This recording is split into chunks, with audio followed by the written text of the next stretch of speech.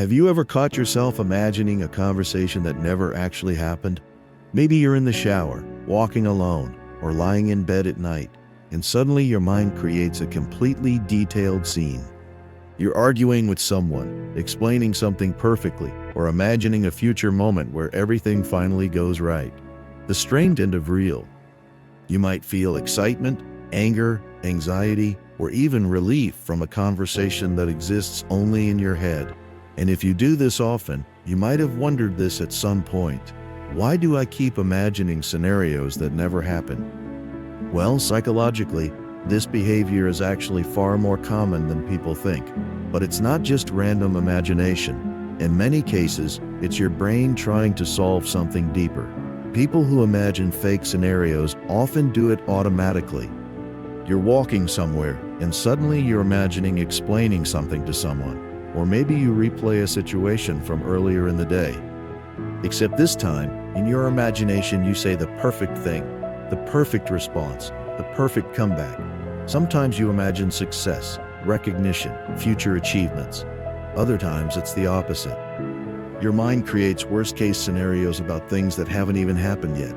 You imagine things going wrong, people misunderstanding you, arguments that might never actually occur. And the strange thing is, your brain treats these imaginary situations almost like real experiences. Your heart rate changes, your emotions react, your body responds. Psychologists sometimes refer to this as mental simulation. Your brain constantly runs simulations of possible situations. It's actually one of the reasons humans are so good at planning. Before you do something in real life, your brain quietly runs different possibilities in the background. In a way, your imagination acts like a rehearsal space. Athletes do this intentionally. They visualize their performance before a competition.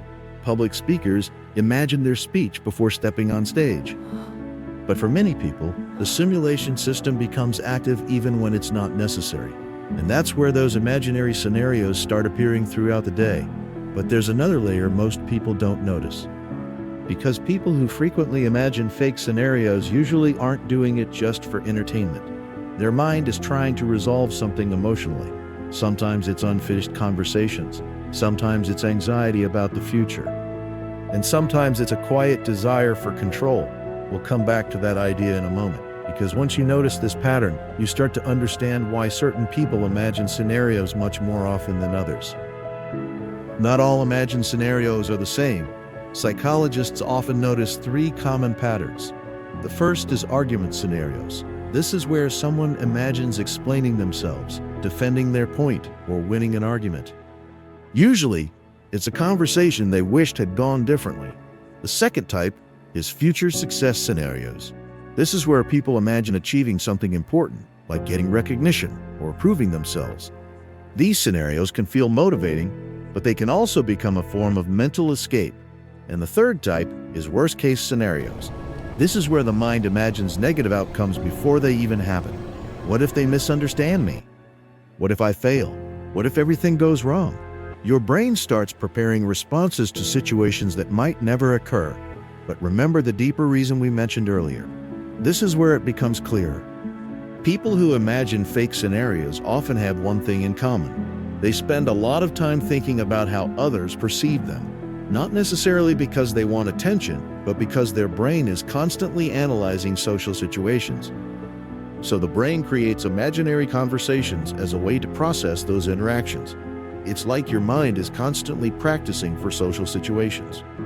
But when this habit becomes frequent, imagination stops being a tool and starts becoming a mental loop. Sometimes these imagined scenarios become more satisfying than real interactions. Because in your imagination, you control everything. You say the perfect thing, people respond the way you want. The situation unfolds exactly as expected. Real life rarely works like that, and that's why some people get stuck in these mental simulations.